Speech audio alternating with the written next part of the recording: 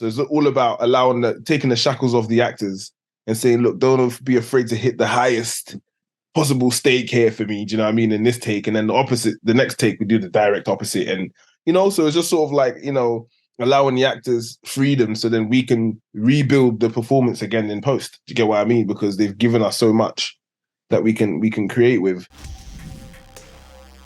I guess the first thing I want to know was just kind of like how you found your way to the project. How, were you a fan of the web series? Had you watched that before?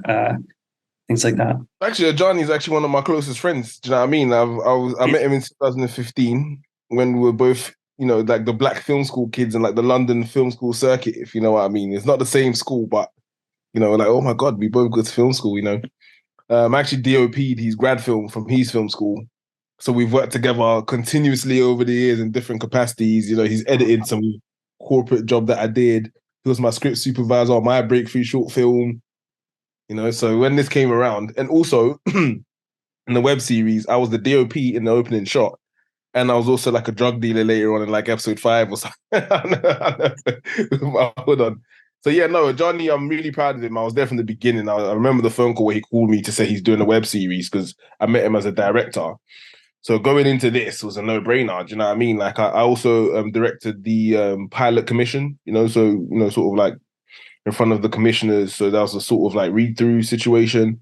So yeah, I've sort of been across it, across the spine of it. So when it came to doing the episodes, it was just a no-brainer. The script is about all of us. Do you know what I mean? It's all of our journeys. My government name is actually Kwabena, which is the same name as the lead. So it's kind of like it's not named after me, but I guess the inspiration or ballpark, do you know what I'm saying? To you, is probably something to do with that since we're friends. But yeah, it's just a really personal project to me because of how close I am to Ajani, but because of how I came about the project, which is my friend calling me one day saying, "Hey, I'm gonna just use some money that I saved to do a web series," and here we are. You know what I mean? Oh my God. Creating opportunities for us and all sorts. Yeah, that's incredible. So, okay, so you've known each other for so long. So how much of this series, like, especially in the episodes that you directed, like how much can you relate the things that happened in the show to events that actually happened in your Ever life? so, How real is it? ever so much. It's so real. Like literally, I've done the corporate work where I get treated a certain type of way, and I've been in the industry. Do you get what I mean? And I've had those same battles, of not having money to get to this pitch, and and all kinds of stuff. Like this is so real to me. It's unreal that I'm actually now making it from a place of reflection where I've actually climbed some kind of fence, if you know what I mean. So it's a surreal experience. But yeah, I mean, but by and large, there's just so much to it. Just so much to the show. It's sort of like the love story as well. How do you sustain love when you don't have money because you're chasing your dreams? Like, wow, I couldn't. If anything, that's probably what I sink my teeth into the most. It's kind of like, how are you supposed to date in these circumstances? Yeah. So shooting that scene was good. The sort of friends, yeah, and stuff. So I don't want to give too much away, but that scene killed me. It was so hard to watch. And yeah.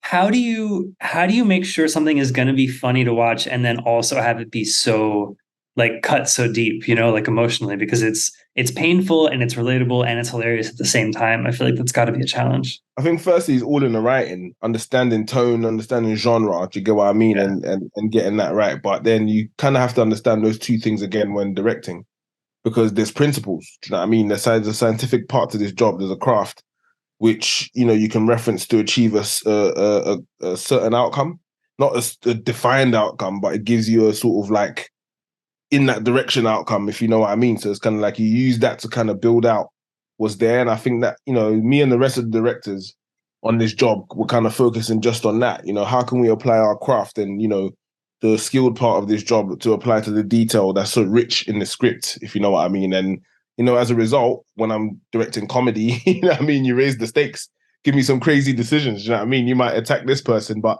I want you to spaz out or something like that. Or, I want you to, you know what I mean, do all kinds of stuff. So it's all about taking the shackles off the actors and saying, look, don't be afraid to hit the highest possible stake here for me. Do you know what I mean? In this take, and then the next take, we do the direct opposite. And, so it's just sort of like, allowing the actors freedom so then we can rebuild the performance again in post. Do you get what I mean? Because they've given us so much that we can create with.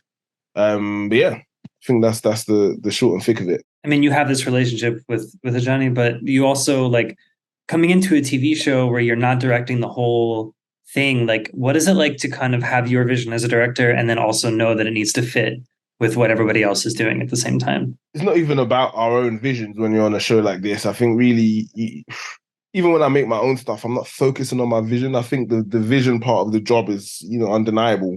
Do you get what I mean? Like the vision is just the way you perceive it, and it's not artificial. I can't create my vision; it's already there. Like every decision I make, it kind of culminates to the vision. So I think because I don't have to focus on, or I don't focus on that anyway, I can just focus on a journey and keep my mind on how does all the scientific toolkit apply to this. Do you get what I'm saying to you? What's the best available to this right now? And I think that's where my confidence came from.